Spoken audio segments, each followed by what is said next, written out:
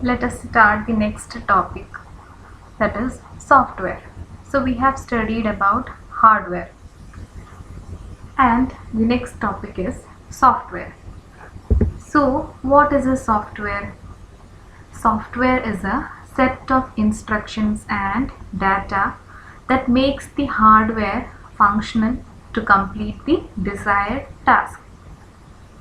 So that is, a software is a set of instruction or a program that helps the hardware to complete its task. Without a software, hardware is of no use of its own. Hardware needs to be operated by set of instructions, and these set of instructions are called software. So a software is the component of a computer system which we cannot touch or see physically. It comprises of the instructions and data to be processed using the computer hardware. So all the softwares like operating system, Windows, Linux, Ubuntu, then the applications like Word, Microsoft Office, then the applications like Adobe, then Internet Explorer, Mozilla Firefox, all these comes under software. Computer software, or simply software, is a collection of data or computer instructions that tell the computer how to work. The features of a software are ease of use, graphical user interface. That is, it provides a graphical user interface. Then multi-platform capability. Softwares can be used in different platforms or different operating systems. Then compatibility with software. Then mail enabling. Then web enabling. So all these are, it enables to use the mails, then it enables to use the, helps us to use the web. Then what is the need of a software? The sole purpose of a software is to make computer hardware useful and operational. A software knows how to make different hardware components of a computer work and communicate with each other as well as with the end user. We cannot talk to or instruct the hardware of a computer directly. So a software acts as an interface between the human user and the hardware. Let us see what are the different types of software. So software is classified into three. They are system software, programming software, and application software. So let us see what is the different types of software. Depending on the mode of interaction with the hardware and functions to be performed, software is broadly classified into three categories. They are system software, programming tools, and application software. So let us see what is a system software. The system software that provides the basic functionality to operate a computer by interacting directly with its constituent hardware is termed as system software. A system software knows how to operate and use different hardware components of a computer. So what is a system software? The software that interacts with the hardware. It provides services directly to the end user or some other software. So the examples of system software are operating system, system utilities, and device drivers.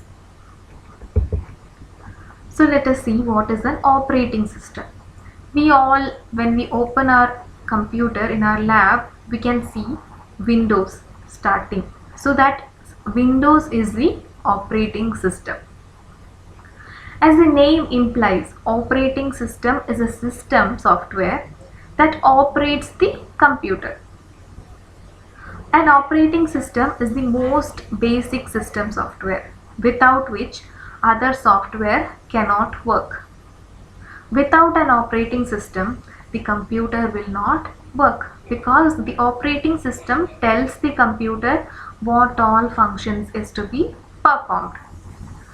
Some of the popular operating systems are Windows, Linux, Macintosh, Ubuntu, Fedora, Android, iOS, etc. Next is system utilities. Software used for maintenance and configuration of the computer system is called system utility. Some system utilities are shipped with the operating system. For example, disk defragmentation tool, formatting utility, system software, system restore utility, etc. Another set of utilities are those which are not shipped with the operating system but are required to improve the performance of the system.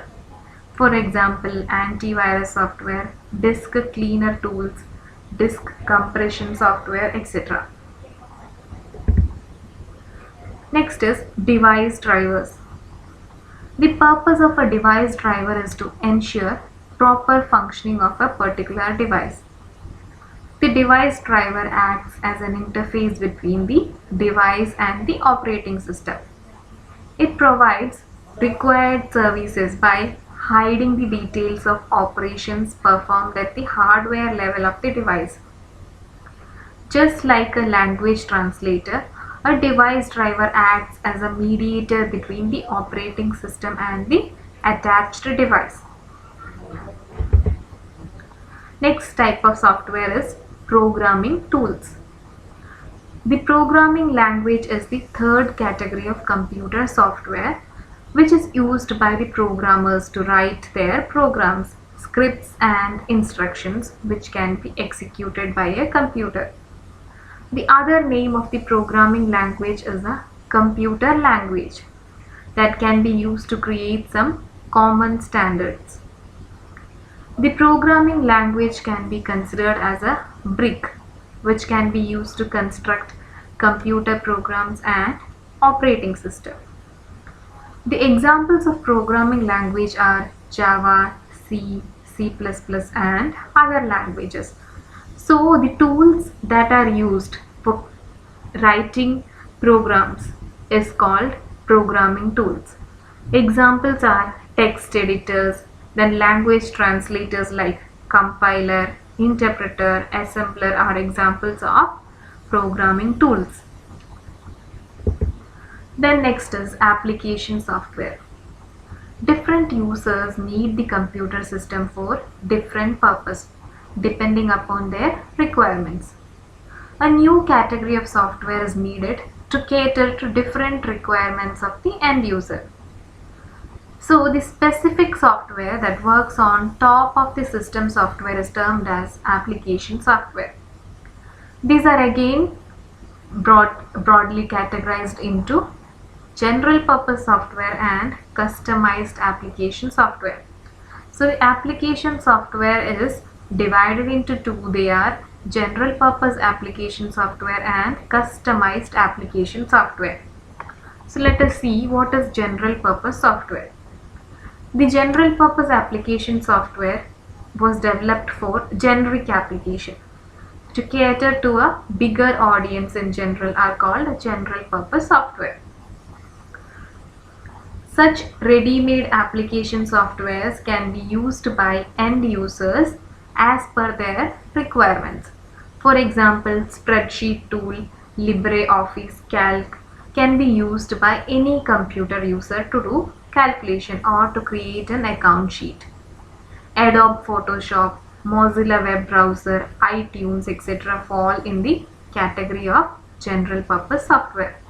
So what all softwares that are designed for general users, that is not for a special category of users. So all these softwares that are designed for general set of users are called general purpose software.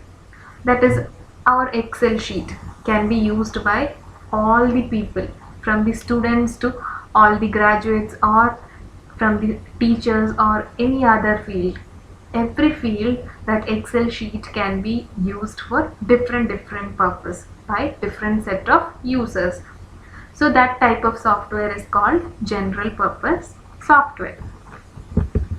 Next is customized software. These are custom or tailor-made application software that are developed to meet the requirements of a specific organization or an individual. They are better suited to the needs of an individual or an organization, considering that they are designed as per special requirements. Some examples of user-defined software include websites, school management software, accounting software, etc. It is similar to buying a piece of cloth with specific color and fabric and get it stitched as desired. Like a software that is used in our schools to store the details of student, details of teachers, admission details, salary details, all these are stored in our school and maintained in a software. That type of system is called school management system. And a type of software that is maintained in hospitals for storing the details of patients, details of doctors, token booking. That type of software is called hospital management system. So this hospital management system is designed for a particular set of people, that is for the use in a hospital. And school management system is designed for use in a school. So this software, school management system, cannot be used in a hospital because it is specially designed for a set of people working in school. So this type of software is called customized software. That is, it is designed for a particular group of people that cannot be used by other set of people. Such type of software is called customized software. Some examples of user-defined softwares include websites, school management software, accounting software. So it is similar to buying a piece of cloth with a specific color and fabric and getting it stitched as a desired. Next is language translators.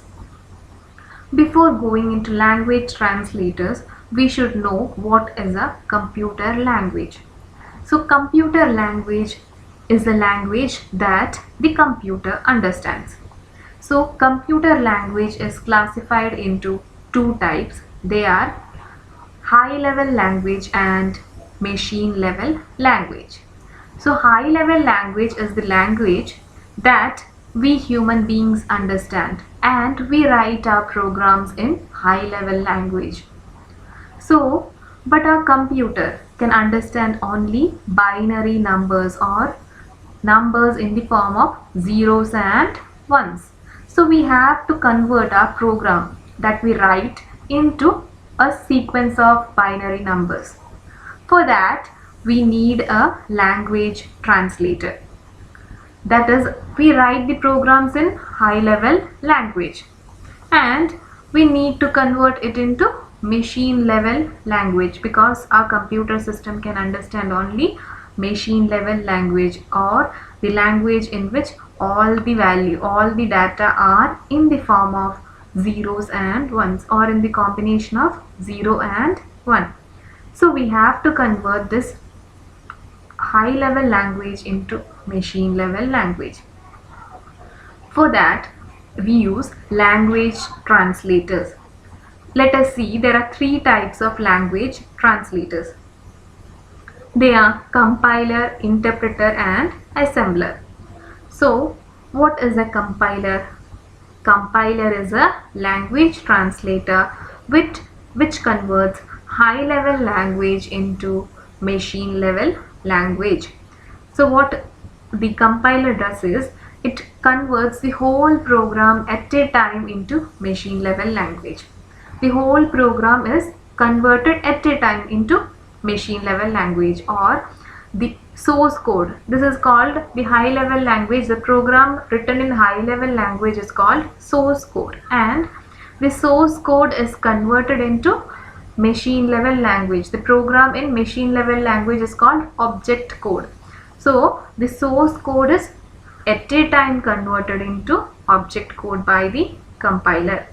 Next type of language translator is interpreter. So the interpreter converts high level language into machine level language. The same task both of them perform. Interpreter also converts high level language to machine level language. But what the difference between the interpreter and compiler is that interpreter converts source code to object code line by line. That is, first line it converts to first line of the source code is converted to object code, then it converts the second line. So it converts line by line conversion is done in case of interpreter. But in case of compiler, the whole program at a time is converted into source object code. So the compiler is much faster than that of the interpreter. Next type of language translator is assembler. So in between the high level language and machine level language, there is another type of language called assembly level language. So assembly level language is and machine level both are low level language. Low level language is of two types. They are assembly level language and machine level language. But assembly level language is one step higher than that of the machine level language. Assembly level language is one step higher than that of the machine level language. So there are programs which are written in certain code language.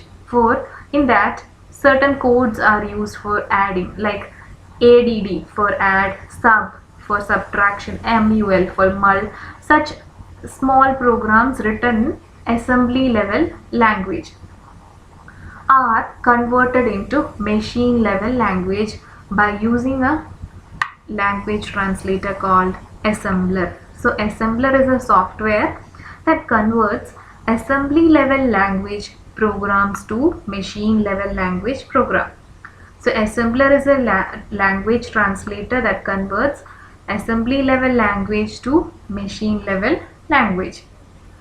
So all converts a program in high level or assembly level language to machine level language.